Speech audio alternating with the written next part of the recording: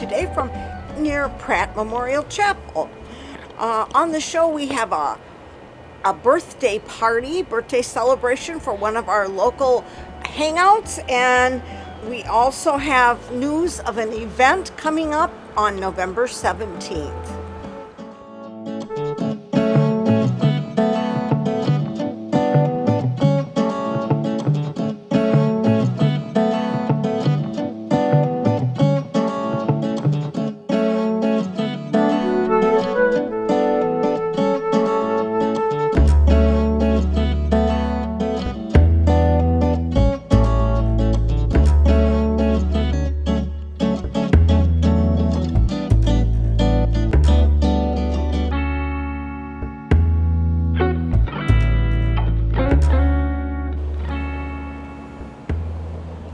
It's hard to believe, but our local Brewer Public Library is 55 years old, and they held a birthday celebration. We'll take a look now.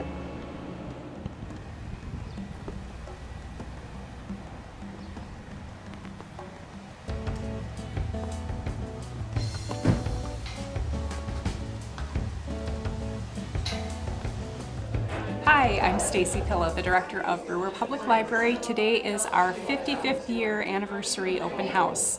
The Akeefe Brewer Public Library was built in 1969, donated to the city by Dr. Brewer, who was a nuclear physicist and a native of Richland County. So today with me I have Katie Alba, the author of Borgia Rose. This is a piece of historical fiction that is based on a true Richland County story. You can pick up a free copy of the book today. Katie will sign it for you. We've got chili lunch. We have live music with Monty Burger upstairs. Cupcakes. Our book sale room is open. Lots of great stuff happening here today. Well, we saw Katie at the bookstore downtown. Oh, Cooch, yes. Last, was it late last year? Yes. Yes, it was right after the book was published, I believe. So if they want one of these books, so by the time they watch this, it might be Monday. But, so those are still for sale downtown at the They're Okooch? still for sale at the Okooch bookstore in Richland Center, yes. Okay. How has the turnout been? Great. Yeah, You've got great chili. turnout today. We have chili, lots of chili. Who made the chili? Mostly our friends of the library. Lots Okay. of different varieties. The Johnny Cash spicy chili is a hit. Johnny Cash chili? Yes. Did he endorse it? He's not here, is he? He's not here. No, okay. It walked a line.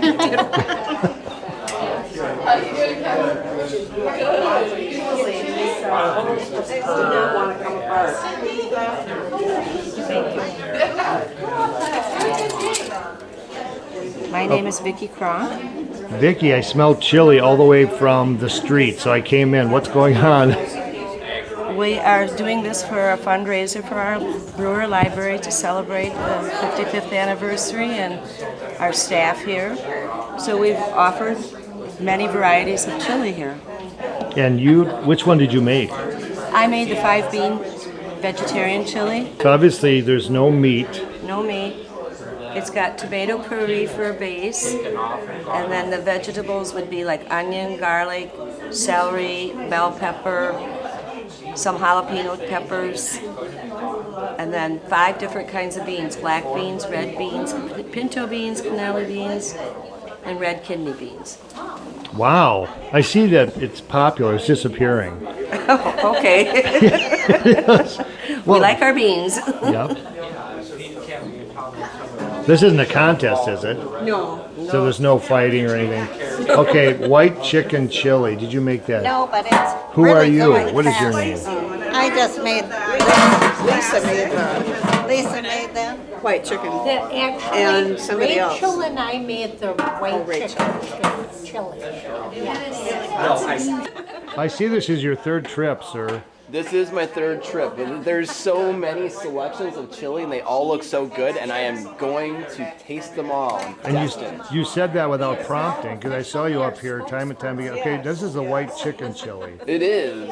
And I haven't had a white chicken chili before, so I am very excited to give it a taste. You're the chalk artist. I am the chalk artist. Me and my wife Jamie. That's not Jamie. Well, whoever you eat chili with is none of my business. This is true. This is true. Okay. Well, I'm looking forward to taste out more chilies. Yeah, well, good. Good. And, okay, but we're back to you. And which one did you make? Okay, classic chili chicken. What is in this other than chicken? All kinds of things I just dump. You just dump them Spaghetti in? sauce, tomato sauce, tomatoes, chicken, parsley, sugar, chili sauce. Kidney beans. Kidney beans, right. I better not forget. Is this a old recipe?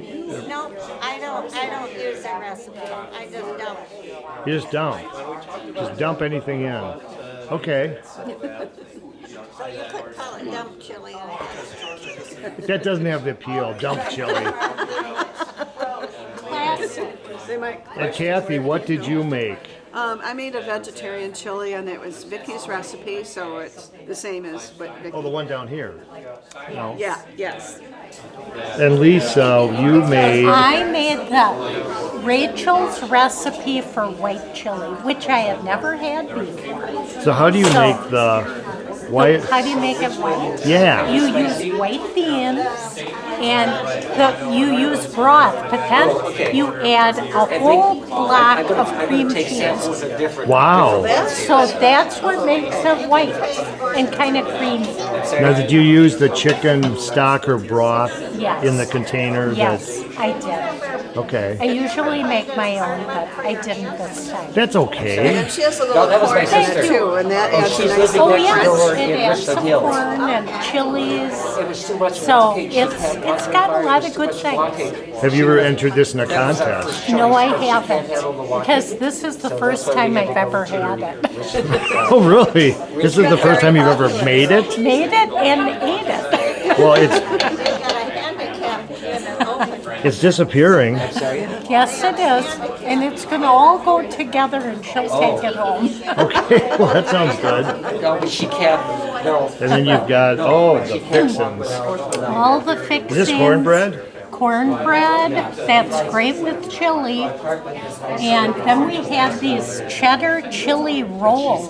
Who made those? Those were made by John Cronk, who actually, these are award-winning rolls. So he's gotten awards for them. I saw laying upstairs, but is John here? I don't know if he is. He probably left by now. Yeah. But his rolls are ahead. Are there mushrooms in them? Because he's the No, mushroom there guy. isn't mushrooms. Chili and cheddar. Okay. Well, I'll bother some other people now.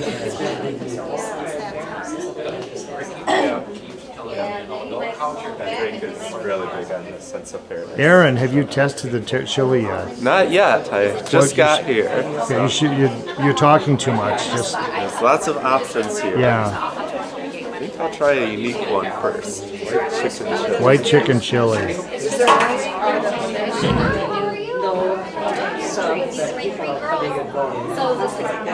I'm just gonna get a taste of all of them before I decide which one to go back to.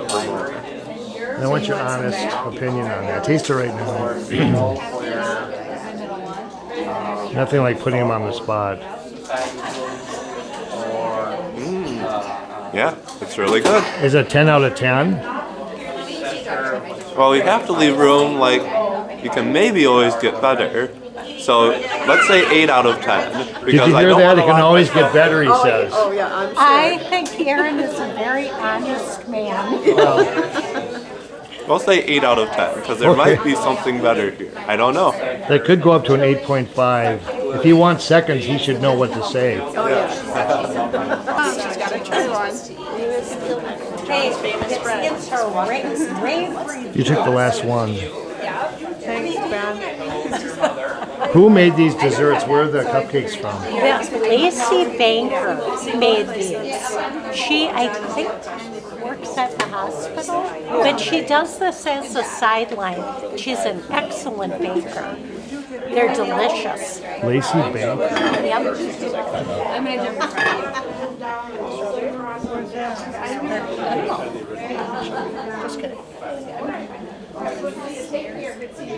Hey, now what? Okay, what kind is this? This is the classic chili. Yep. Classic chili here.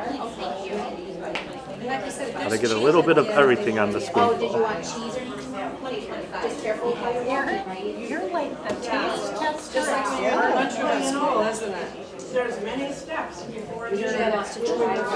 Would you say all these are not super hot, just to be safe for the general? Oh, is it? Oh, spicy. It's Johnny Cash. Yeah, this is pretty good. An 8? Yeah. I think I like the uniqueness of the chicken one a little bit more, though. Would you mind trying the Johnny Cash? Because that's spicy. I gotta eat this first. Okay, we'll come back. He doesn't want to mess up his palate.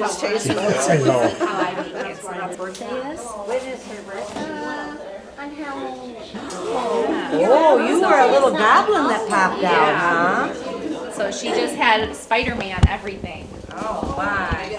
Well, we cornered John. Your name came up a little bit earlier with the roll. Oh, sure. The cheese? Garlic cheddar ones? Garlic cheddar. No mushrooms. No, unfortunately. Where'd you get the recipe for that? It's one that I found online like quite a few years back and used it for like a chili contest at the Kickapoo Valley Reserve. And Okay. Have you been making those for your family for a long time? for at least a few years, yeah, usually for like events or Thanksgiving, I end up making them. Yeah. Well, they disappeared. Somebody finally took the last one. Good. That's what they're for. Oh, I remember from your mushroom talk. The heckler. The heckler. It wasn't me. It was Well, good. Well, thanks, John. Yeah, you're welcome. This was Mommy's soccer coach when she was your age. That's how you're going to be remembered? Yeah.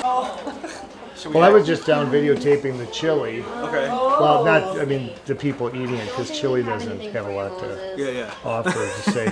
What is your name? Get my card, please. Oh, yeah. Headphones. You certainly can. Good. No, I mean, good. There's Fine. those. This guy needs his headphone and his card. Yep. No, you passed it. Left. Just joking. Gotcha. Thanks. Your name is Joe. My name is Joe. How long have you been here? I am on my 3rd year. Girlfriend. It's for another patron. 3rd year at the Brewer Library. Yeah. And you're always at the front desk? No. Technical Services Librarian. So, do you want to move over this way or? No, it's fine. Okay. So I do I have something. Oh. Finally found the square. Okay, I get it. Yeah. Thank you. It's a joke. Finally found the square root. I have these items here for you. And then Laurel ordered the things you called about. So yes, technical services. I do the ordering and purchasing of the collection, curation of the collection of just about everything that we have to check out here. I do cataloging and displays and getting everything out and ready to go. So try to do new releases every Tuesday when they come out. Try to get the most popular books or whatever is popular in town and. Oh. Yeah. Right, because you. Okay. Well, how long? Okay, so a book hits the market, and then you order how many copies? Let's say. I mean, it's going to be like a really popular book, whether it be political or non-political. We still only order one copy. We've that seems to have worked pretty well for us. Okay. And we can get, of course, copies from other libraries and within the Southwest system or from the state. So it's not been an issue for people to get books if we don't have a copy available. Okay.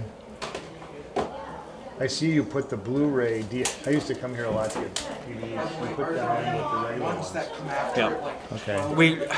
We've been trying to figure out how to make a little bit better use of the space. Yeah. And we're pretty limited because of the way the brick is built in this room, but we're trying some new things out to try to make space available. So. Yep. I see in this room over here you got rid of those wooden. Have you ever seen things that you put the magazines were displayed on? Yeah, and that because we have the one there that seems to hold all of them, and we've got more room for people to just sit in regular chairs and do it. So the magazines are along the back wall over there now. Okay. And what are your hours during the week? So Monday through Thursday we're open from 9 until 6. Okay. Friday we're open 9 to 5, and Saturday we're open 10 to 2. 10 to 2. Yep. And this is a Saturday. Absolutely. All right. Thanks, Joe. You're very welcome. Come in. Enter seekers of wisdom. Hello. Chili's down. Whoa. You want to go upstairs? You're escaping very fast. See, there's a camera, so yeah. So you're a friend of the library. Yes. Who are you? I'm Brenda Reisdorf, one of the Friends of the Library. Yes. And do you have meetings like the library board does? Yes, we meet about once a month. Okay, and you just what are some of your duties, I should say, as a friend? Well, as a friend of the library, we try to help the library out with different events such as this. We basically try to work and promote the library in any way we can. They do a lot of great things here at the library, Yes, as they you do. know. You know, one of the things that I'm trying to do today is to try to recruit for our Friends of the Library. We need some more active members and some more help at Friends of the Library, and there's many ways that people can do that. We have buy a book program where people can actually, buy a book, and they are tax deductible donations or contributions. People can, basically clean out their own bookshelves, make a donation of their books. Those books can go to our book sale room, and people can, buy a tote, fill a tote today at our event. They can, we have a book walk in the Crosscut Park. People could donate, a book maybe that's been special in their family, to their grandchildren, their own children, to themselves. It's ongoing every month, a different book every month. The book walk. Yes, it's Okay. ongoing all the time. Okay. Yeah. So it's a great way to. Oh, those are the little plaques Yes. that you read. Okay. Yeah, as you're Yes, jogging, I've seen as you're children. walking, Yes, yes, yes. whatever. Yep. And so that's a great way to, honor or, just get involved in the Friends. We have the book sale room that's going on all the time at the library, so people can go up there and, check that out and then make a free will donation. And those contributions, if you will, help fund new books and programs and things also. And you always have the free to a good Yes, home. free to the good home books. There's just all kinds of different things, that kind of happen here at the library. Frankly, I'm kind of a new member of the Friends of the Library, so, I'm kind of new to it, but I know that, the funds support youth, adult programs, special events. Hello, welcome. Have some chili. Yes. Chili? Yes. I came to hear Kathy Altbaugh read her book. Oh, downstairs. Thank you. Yeah, there's a copy for you. She'll sign your book and. Oh, she's already signed my book. Oh, she's my neighbor. Oh, nice. I buy all of her books. I can hardly wait for the next one. Yes, yeah. We gotta get her writing quick. Yeah, very good. Yeah, so there's a lot of. Well, great this is things. probably your first big event as Yes. a friend. Yes, it is. Okay. Well, thank you. Yeah. Well, now we'll hear from Craig Woodhouse at Mastodon Records about an event coming up on the 17th of November. May be of interest to those who like music, records, rare records, and collectors.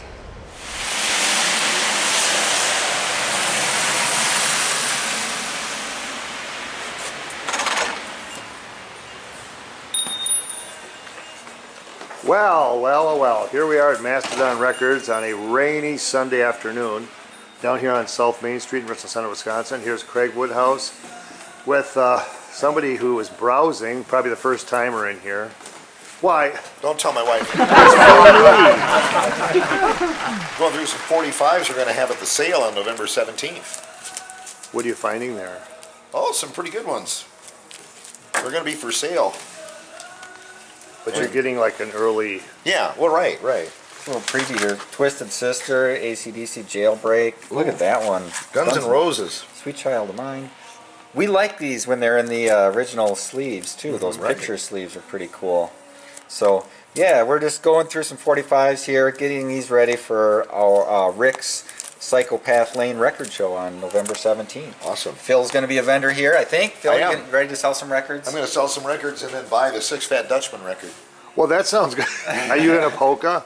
Oh yeah, for my 5:20 in the morning on the radio. Yeah, right. absolutely. So Phil, when you buy these, what show do you? Generally buy them for the Saturday night show. I buy some good 50s, 60s, 70s, 80s, early 90s. I found some pretty cool 45s here over the years. Yeah. Well, How long have you been open? Well, the Mastodon Records has been in business for almost 3 years now. Okay. Yeah. So we opened in November 26th of 2021. And since then we've moved in with Oak Hooch Books and Libations here on Main Street. And it's a good partnership. You know, it's becoming kind of like a gift shop feel, and we've got books, we've got records, so we like to think of ourselves as the analog source for your entertainment needs. Mm-hmm. So, yeah, but you know, yeah, we've got a lot of loyal customers, people like Phil that come in here, and we kind of buy, sell, trade, swap records all the time, and we like to help Phil out with his show to find things that he might want to play on Saturday nights. Those were the days. But we've got a variety of customers as well.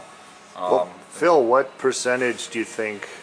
I mean, when people call in or when you are airing music on your show, what percentage is from a record and what's on a hard drive, for example?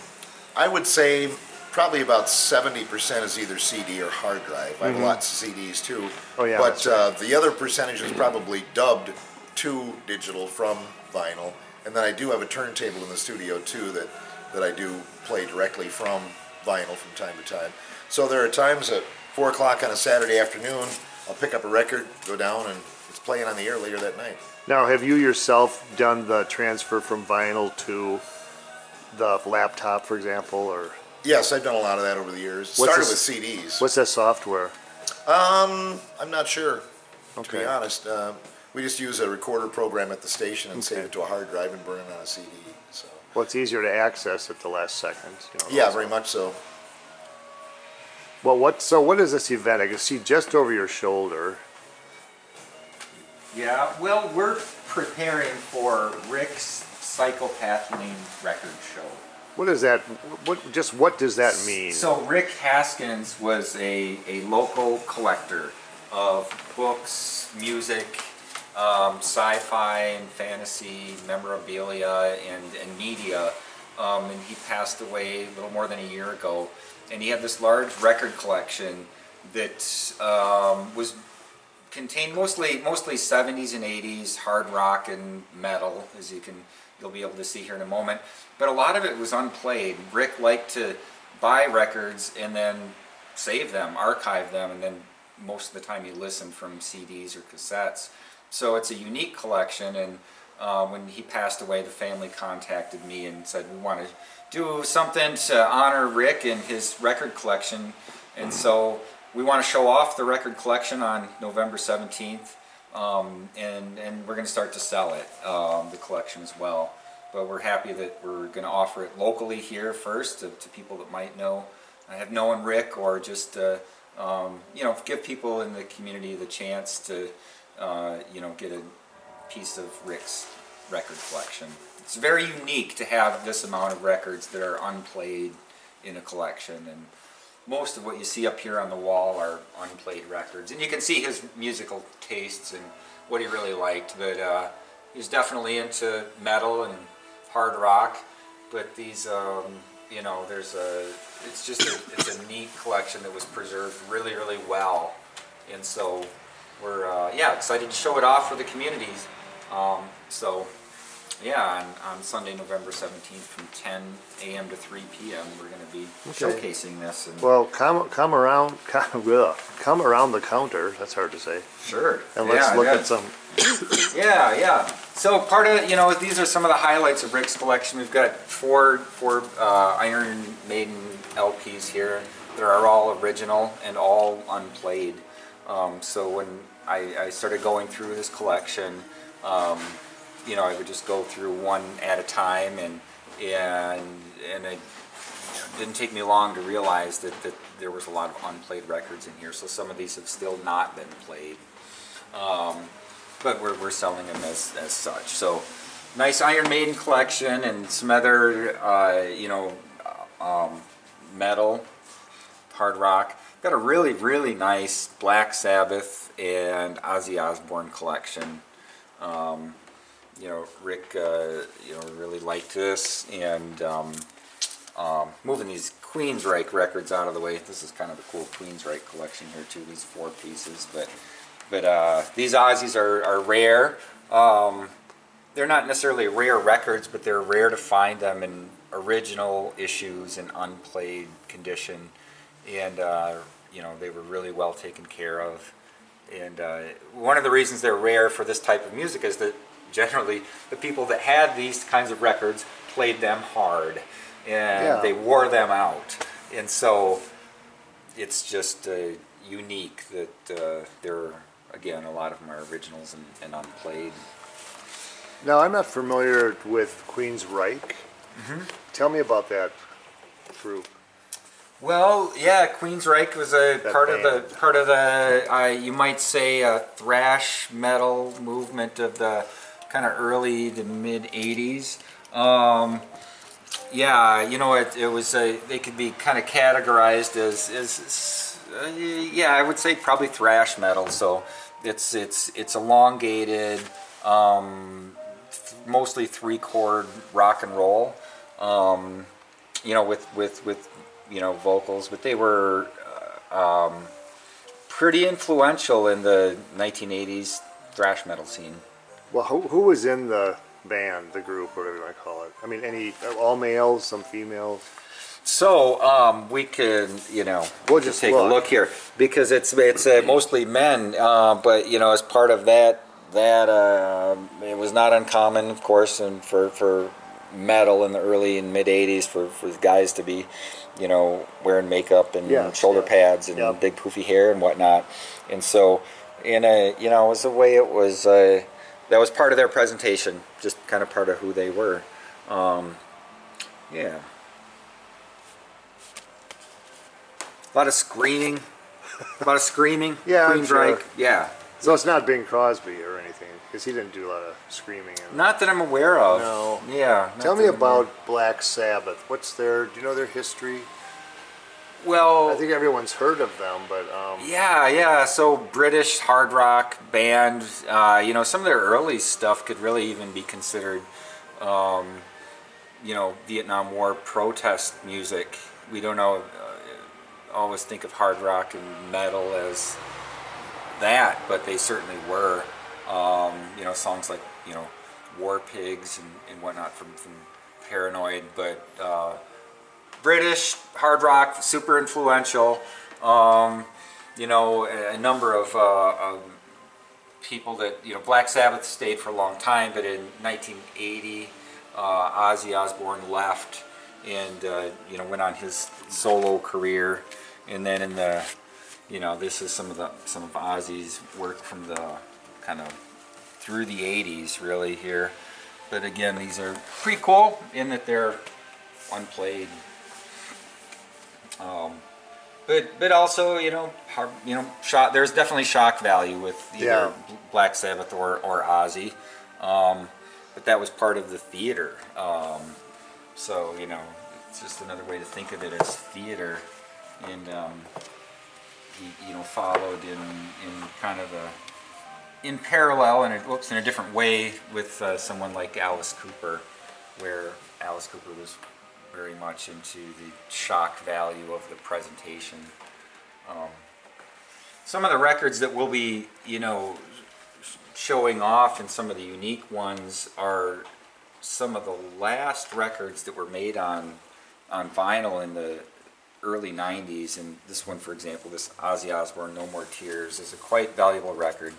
Came out in 1991, and it has value because by that time, by 1991, most of the record companies started, they were definitely producing more CDs than LPs, and so to get some of those records in 1990 and 1991, you had to order them from, like a record club. You couldn't even get them necessarily at record stores. So that's one of my favorite Ozzy records, actually. It's there. We'll also have all of our other stock here at the, part of that record show, and other vendors. Hopefully Phil will be here, and some other record collectors. We've got a nice little Frank Zappa collection here. We've talked about Frank before, but this is it's a nice little collection of some Frank Zappa and some other things. Some pretty cool box sets, and we'll be showing those off on November 17th as well. Got kind of a unique Guns N' Roses record here. This came out in one of those 1991 records where you had to order this record, and it just wasn't mass produced. And so that's one that was the last record of the kind of the original Guns N' Roses era. And there's a lot of moving away from some of the avant-garde rock. There's a lot of I don't have them all up here, but a lot of stuff that we'd call glam rock or hair metal from the 1980s in Rick's collection as well. Things like Poison and Rat and stuff like that. There's quite a bit of those things. And again, those are also hard to find in unplayed original condition. Do you know approximately what year people started to, really switch over to CDs majorly and kind of just dumped all their vinyls, if that really did occur, or did people hang on to their records? Some kept them, and but certainly not everyone did. Right. Really starting in the mid 80s, CDs were getting more and more popular, but really by the late 80s, in about 1990, pretty much every mass consumers had switched to CDs. Mm-hmm. And some of those people saved their records, and some did not. Some of us have always really liked records, and so we've played records throughout our lives. But there was also, certainly there was definitely a time when the major record companies stopped making vinyl, and that was 1991. Okay, 91. Yeah, 1991 is really the year where the major companies really kind of stopped making vinyl records for rock and roll. Right. But then that capacity of the manufacturers was taken up by the hip hop movement, because they were still making records through the 1990s. Hip hop, techno, disco, things like that. Kept the record pressing plants alive through the 90s until a resurgence, which started happening about 2005, where companies started to mass produce LPs again. Got a neat little collection over here of Alice Cooper. Rick was definitely an Alice Cooper fan. We're showing this one off a little bit. 18 pieces here of mostly originals. Some of these are reissues, but there's a lot of originals here in this Alice Cooper collection. Okay, what is Alice Cooper's background? Do you know anything about his bio? I know a little bit about Alice Cooper. Born in Detroit, Michigan, moved to Phoenix, Arizona as a middle schooler, I believe. There's a little bit of a personal connection with my family, as my wife's grandmother had Alice Cooper as a high school student in Phoenix. Does she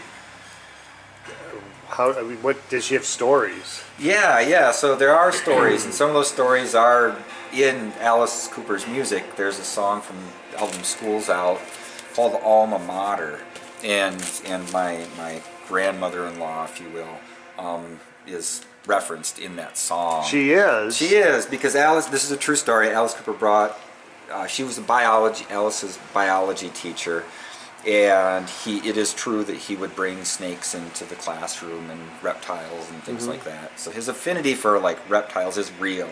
It's a real thing. So he brought in a garter snake to class one time and put it down another student's dress, Susie's dress, and Mrs. Axelrod was not impressed. Mrs. Axelrod was not impressed. And Mrs. Axelrod was not impressed. So goes the lyrics to Wow. the song Alma Mater. Are there residuals involved here? Monthly checks coming in? I don't To believe Mrs. so. Axelrod? No, Mrs. Axelrod wasn't that kind of a teacher, but she, although Alice Cooper was a good student in high school, he was in a band, and Mrs. Axelrod was the student council advisor, and so there was a talent show, and Alice Cooper's band played at the talent show, and when they walked off stage, she told them that they should pursue their music career. And at that time, Alice Cooper was thinking about going to college for biology, and she said it's the only student she ever talked out of going to college was Alice Cooper. And he went on to, with that group of high school friends, was his band for many years, the Alice Cooper Band. So she knew them well, and over the years talked with them and would see them around Phoenix and things like that. So yeah, that's there's you never know where the influence is going to come from for artists, I guess, and so it's fun to have that little connection with part of Alice Cooper's story. She was very proud. She told me many times she was very proud of his career and what he had done. So yeah. What is Alice Cooper's what is Alice Cooper's real name? I don't know. I just don't know that question. Well, it's got to be somewhere. We could Google it. I'm sure we could. I didn't prepare for that one. Well,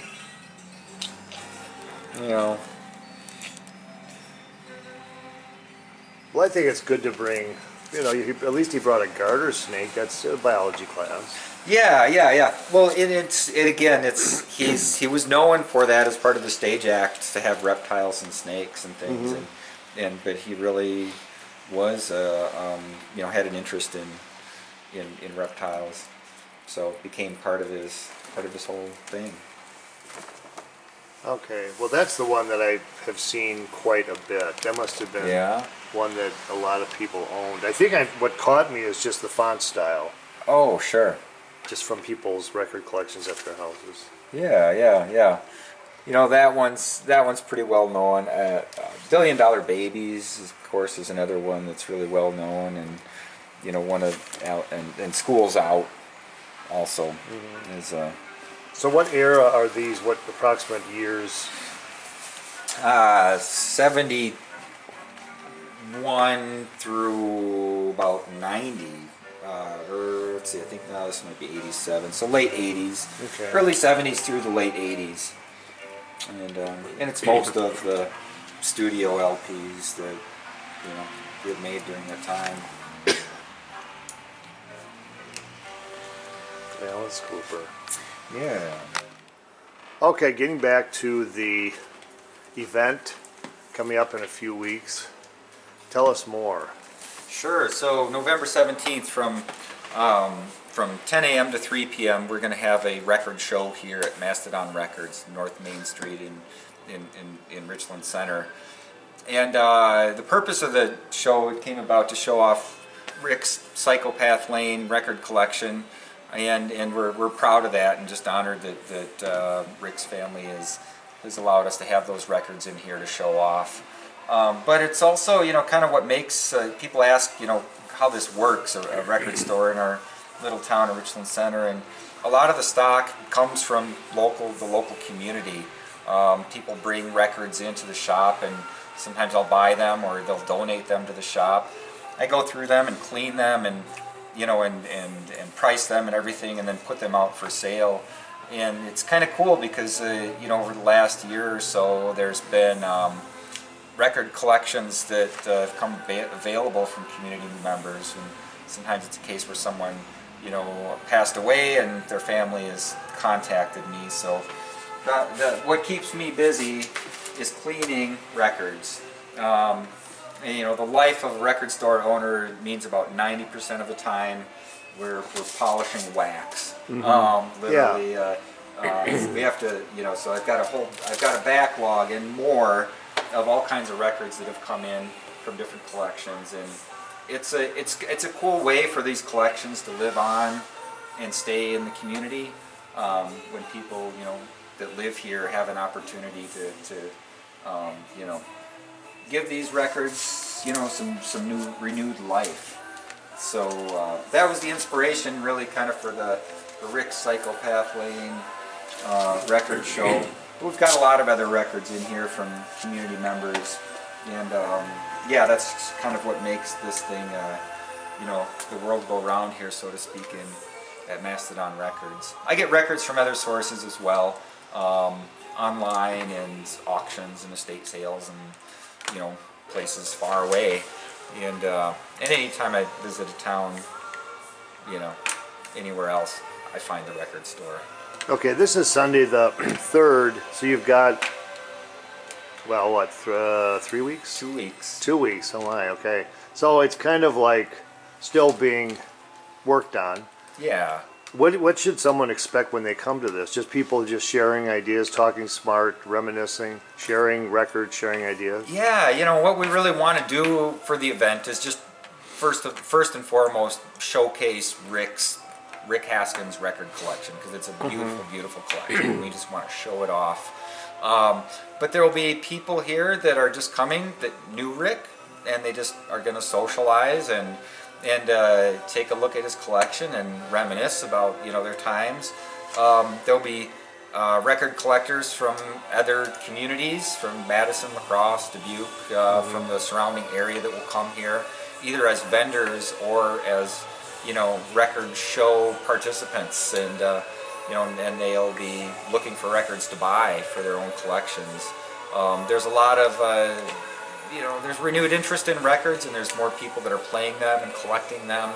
So it's just it's a good time, and I'm excited to be able to have a record show here in Richland Center. So it's a good time of year to do it. You know, with the holidays coming up, there's a lot of things here that are very unique and special in this collection, and, you know, might make some nice gifts for people that listen to the music or just want to frame the beautiful artwork. And a lot of people that will buy records for the artwork and frame it up and show it off that way. So, but yeah, it's really, there's no expectations necessarily of or requirements. We want people to socialize, have a good time. Phil Nee's going to be in here. Maybe we can get Phil to play to do a little DJing for us, and we can play some of Rick's records here, and then you know, some other community members also. But we're just going to be hanging out. So I invite people to come whether they play records or not. Yeah. And just socialize and you know, get a chance to reminisce a little bit. Okay, well, we'll probably stop by again and see what else is going on before that big event. Yeah, I look forward to it. So thanks, everyone. Thanks to the community for, you know, we'll get the word part out. Of this. Yes. Yeah. You've got connections. Well, you know, somewhat, I You've guess. got Vernon County all sewn up. Okay. You know. Yeah, yes. No, we do. No, there's, yeah, people do come here from all sorts of places. And I had, you know, customers yesterday from Chicago and, you know, Dane County. And a lot of visitors to the community stop in here at Mastodon Records and Oak Hooch Books and Libations. It's because it is a unique and special shop that we've got here at Richland Center. So we're pretty proud of that. Okay, well, see you on the 17th. Yep, or before. Or before.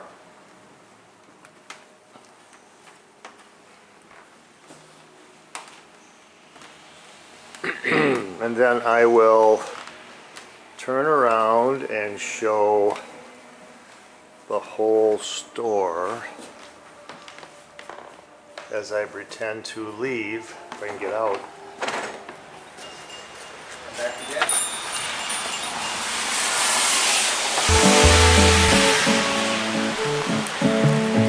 Thank